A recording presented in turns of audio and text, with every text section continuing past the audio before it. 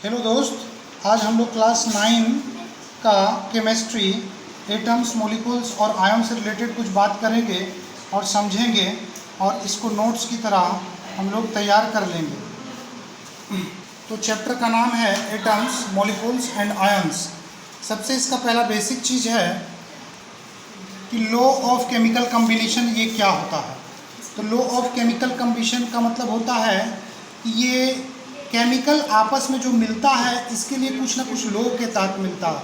तो ये जो है लेवोजियर, जॉन डाल्टन और अदर साइंटिस्ट के द्वारा दिया गया था, उसी को वो पहला लॉ है the law of conservation of mass and matter.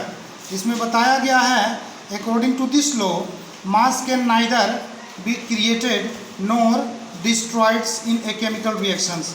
मतलब कोई भी केमिकल रिएक्शन है तो इसका मास ना ही तो उत्पन्न होता है और ना ही नष्ट होता है। जैसे एग्जाम्पल, अगर ए वस्तु बी से आपस में रिएक्शन करता है तो उसका जो प्रोडक्ट सी और डी बनता है तो ए प्लस बी का जो वैल्यू मास होगा और रिएक्टेंट के बाद जो प्रोडक्ट सी प्लस डी बचेगा वो आपस में इक्वल होगा। तो इससे कंजर्वेशन, मास का यहाँ पे कंजर्वेशन हो रहा है। तो यहाँ पे क्या है, दैट इज रिएक्टेंट प्रोडक्ट का जो मास है इन दिस अबव रिएक्शन, यहाँ मैं बताया हूँ, in this above reactions mass of reactants is always equal to the mass of reactants is always equal to the mass of product होगा। यहाँ पे रिएक्टेंट जो है इसको आप काट के प्रोडक्ट लिखेंगे, प्रोडक्ट्स लिखेंगे। Is that clear? यहाँ पे काट के प्रोडक्ट्स लिखेंगे। तो इस साफ मतलब हुआ कि केमिकल रिएक्शन का जो कम्बिनेशन होता है वो कुछ लॉ के तहत होता है। पहला क्या, उसका मास कंजर्व रहेगा। मतलब कोई भी केमिकल रिएक्शन होता है तो उसमें जो रिएक्टेंट होता है और जो प्रोडक्ट बनता है वो रिएक्टेंट का मिला जुला ही उसका मास और प्रोडक्ट जो बनता है उसका मास आपस में इक्वल होता है।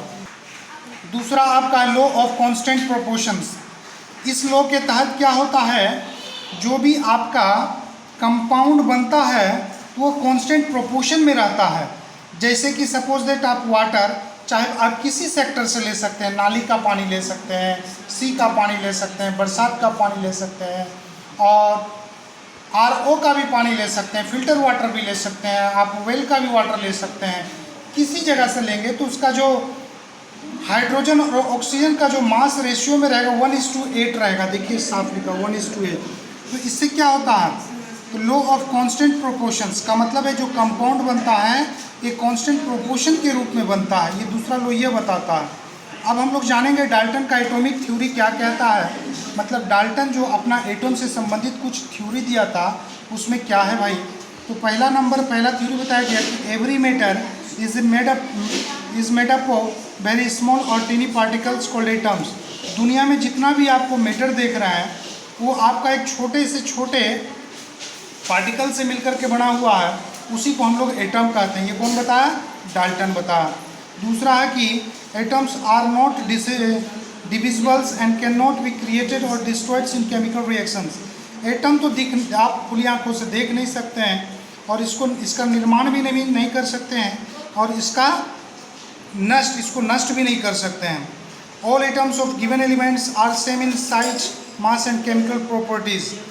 जो भी एटम होता है, अगर एक एलिमेंट है जैसे हाइड्रोजन ले लेंगे, कार्बन ले लेंगे, सोडियम लेंगे, पोटेशियम लेंगे, मैग्नीशियम लेंगे, सपोज दैट हम सोडियम लेते हैं, तो सोडियम का जो एटम होगा ना तो साइज में, मास में और केमिकल प्रॉपर्टीज़ में उसका सेम होगा। मतलब उसका सब एक इक्वल होगा भाई, है ना। लेकिन जब एल्युमिनियम का एटम लेंगे और सोडियम का एटम लेंगे तो दोनों का मास और केमिकल प्रॉपर्टीज और साइज में डिफर आ जाएगा।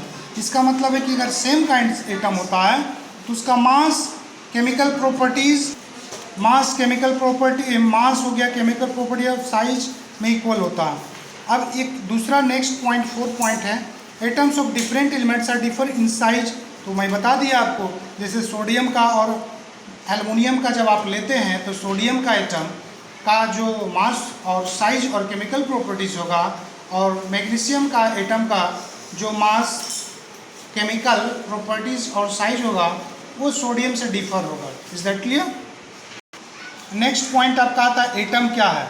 तो जैसा कि डाल्टन एटॉमिक थ्योरी में जो बताया था कि एटम जो है कि स्मॉलेस्ट पार्टिकल्स होता है किसका, एक एलिमेंट का, और वो केमिकल रिएक्शन में टेक पार्ट होता है। तो एटम को हम लोग कैसे डिफाइन करेंगे भाई, एटम जो है is the smallest particles of an elements which can take part in chemical reactions. तो मतलब एटम क्या होता है, स्मॉलेस्ट पार्टिकल होता है, किसका होता है, एक एलिमेंट का होता है, और वही केमिकल रिएक्शन में टेक पार्ट होता है, मतलब भाग लेता है। दूसरा है कि कैरेक्टरिस्टिक्स ऑफ एटम के बारे में पढ़ेंगे। तो कैरेक्टरिस्टिक्स इसका क्या है भाई, जितना भी एटम होता है ना मतलब एक एलिमेंट का वो सिमिलर होता है ना, और दूसरे एटम्स के मतलब दूसरे एलिमेंट के एटम से वो डिफर होता। तो नंबर 1 बताएगा all atoms of a given elements are similar, मतलब एक जो एक ही सेम काइंड्स ऑफ एटम का जो होता है सिमिलर होगा, और दूसरा एलिमेंट का जो एटम होगा वो डिफर होगा उस दूसरे एटम से। जैसे सोडियम और एल्युमिनियम का जो मैं प्रॉपर्टी को बताया था कि सोडियम का एटम और एल्युमिनियम का एटम का जो आपका जो प्रॉपर्टी होगा, साइज, कहने का मतलब है कि साइज, मास और केमिकल प्रॉपर्टीज, वो सोडियम और का अलग होगा और एल्युमिनियम का अलग होगा। दूसरा इसका है each atoms of an element shows all the properties of elements, है ना। अगर कोई सोडियम का एक एटम के बारे में अध्ययन करते हैं तो पूरे सोडियम के एटम के बारे में हम लोग को जानकारी प्राप्त हो जाती है। Is that clear? कैसा लगा बताइएगा।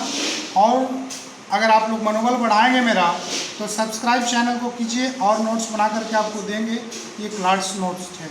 सब्सक्राइब कीजिए, शेयर कीजिए, लाइक कीजिए, आपके ऊपर पर है। अगर नहीं चाहिएगा तो आगे नहीं बढ़ाएंगे।